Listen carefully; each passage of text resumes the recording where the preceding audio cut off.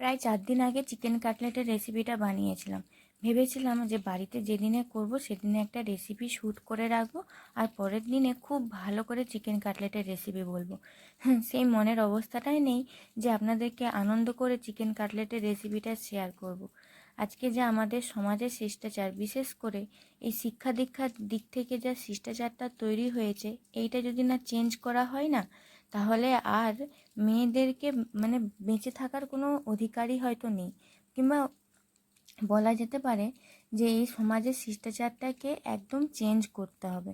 দেখুন, আমাদের দেশ ছাড়া, বিশেষ করে এই ওয়েস্ট বেঙ্গল ছাড়া, অন্যান্য যে কোনো বোর্ডের পরীক্ষা নিরীক্ষার দিক থেকে বলুন, আর কোনো চাকরির ক্ষেত্রে বলুন, মোটামুটি হলো একটা ছেলে কিংবা মেয়ে সে কিন্তু চাকরিটা ঠিক করছে, সেটা বেসরকারি হোক কিংবা সরকারি হোক। আজকে এই শিষ্টাচারের জন্যই কিন্তু আমাদের একটা বাংলার মেয়ে মারা গেল, যার নাম হলো মৌমিতা দেবনাথ। এটা আমরা সকলেই জেনে গেছি, কারণ পুরো সোশ্যাল মিডিয়া পুরো তোলপাড় হয়ে গেছে। পুরো বলিউড, টলিউড, কিছু বলিউডের নেতারাও এই বিষয় নিয়ে কথা বলেছেন।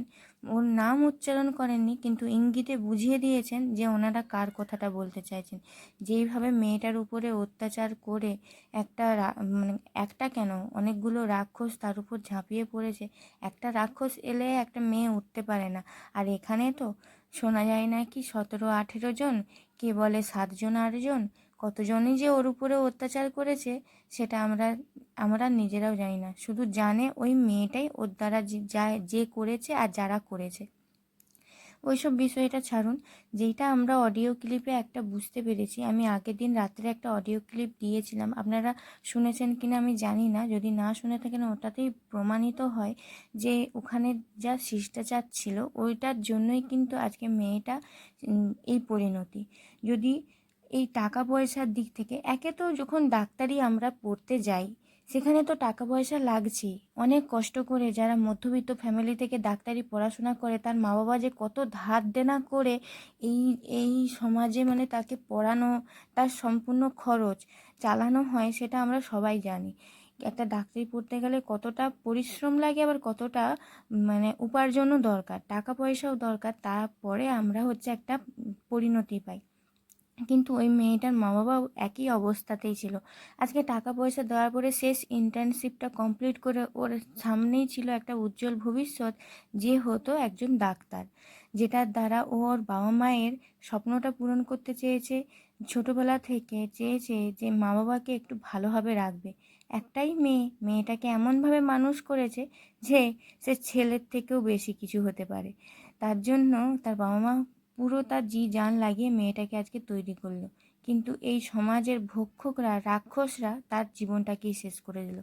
এখানে তো আর কিছু বলারই নেই। আমি এটা বুঝতে পারি না যে কত কষ্ট করে মেয়েটা পড়াশুনো করছে, ওর সব কিছু আটকে দেওয়ার কি দরকার ছিল। শুনছি নাকি 6 মাস আগে থেকে মেয়েটার উপরে আস্তে আস্তে অত্যাচার শুরু হয়েছে। হ্যাঁ, বেশি বেশি করে ডিউটি, ওর উপরে নানা দিক থেকে চাপ সৃষ্টি করা। বিশেষ করে ওর যে নেক্সট যে ইন্টার্নশিপের পরে একটা সার্টিফিকেট দেওয়া হয়, ওই সার্টিফিকেট আটকে রাখারও খবরাখবর আমাদের কাছে এসেছে। সেটাকে ভাই কেন করতে হবে? ও তো কষ্ট করছে, ওর কষ্টের ফলটা ওকেই দাও। আমাদের না শিক্ষা দীক্ষার শিষ্টাচারটা সম্পূর্ণ চেঞ্জ করা দরকার।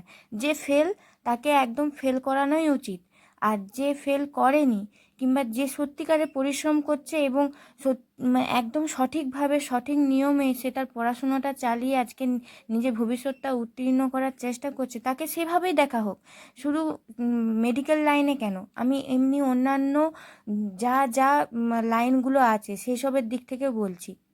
যদি একটা মেয়ে 50% পেয়েছে তো 50%ই তাকে দাও। যদি ফেল করেছে তাকে তাহলে ফেলই করিয়ে দাও। এইটুকু গার্ডিয়ানকে বলে দাও যে ও ফেল করে গেছে, সেটা সঠিক নিয়মে এবং সৎভাবে হোক। এইটা কিন্তু আমাদের ওয়েস্ট বেঙ্গলে বিশেষ করে করা দরকার। আর এই ওয়েস্ট বেঙ্গলে পড়াশোনার দুর্নীতি আর বলার কিছু নেই। আগেকার দিনের পড়াশোনা আর এখনকার পড়াশোনার মধ্যে যথেষ্ট তফাৎ। যদি দেখা যায়, আমাদেরও কিন্তু ছোটোবেলার পড়াশোনাটা অনেক ভালো ছিল, আমাদের সময়ও ফেল করানো হতো। আর এখন তো আমাদের যে দেশের মন্ত্রী আছেন, উনি তো ফেল করার যে সাবজেক্টটা হয় সেটাই তুলে দিয়েছেন। ফেল আজকে কেউ নেই, সবাই পাস করবে, সবাই হচ্ছে মোটামুটি পাস, সেটা ভালো স্টুডেন্টও হোক আর খারাপ স্টুডেন্ট হোক। আরজিকর মেডিকেল স্টুডেন্টের সঙ্গেও এইরকমভাবেই কিছু একটা হয়েছে। যারা সত্যিকারের মানে টাকা পয়সা দেওয়ার পরে শেষ ইন্টার্নশিপে এসে টাকা পয়সা দেওয়ার সামর্থ্য নেই, তারা কোথা থেকে দেবে? আজকে ওই মেয়েটা ওইটারই প্রতিবাদ করতে গিয়ে আজকে নিজের প্রাণ হারিয়ে ফেলে। আর যদি ওদের কথা মতন সব কিছু মেনে নিত, তাহলে আর প্রাণ ওকে হারাতে হতো না। এটাই আমরা মোটামুটি সবাই জেনেছি। তো এটুকু বলবো। আর এই যে মানে ঘটনাটা ঘটেছে না, এর পরবর্তী স্টেপে এই বছরে যারা কিংবা এর পরবর্তী 2 বছর যারা মেডিকেল লাইন নিয়ে পড়াশোনার কথা ভাবছেন, যার বাবা মা ভেবেছেন যে হ্যাঁ আমি ডাক্তারি পড়াবো একটা মেয়েকে, সেই মেয়েটার আর ডাক্তারি পড়া হলো না। সেটা আমরা দেখেই বুঝতে পেরেছি। ইভেনলি আমাদের ফ্যামিলিতেও একজনের প্রস্তুতি চলছে যে সে ডাক্তার হবে, একটা মেয়ে স্বপ্ন দেখছে সে ডাক্তার হবে, কিন্তু তার বাবা মা কীভাবে পাঠাবে যে সে ডাক্তার হবে। আর মানে এর শেষ পরিণতি কী যে হবে আমরা কিছুই জানি না। শুধু আমরা চাই ওই হিউম্যান জাস্টিস, ওই মেয়েটার জন্য যথেষ্ট পরিমাণের জাস্টিস দরকার। আজকের ভিডিওটি এখানেই এড করছি। দেখা হচ্ছে নেক্সট ভিডিওতে। ভালো থাকবে।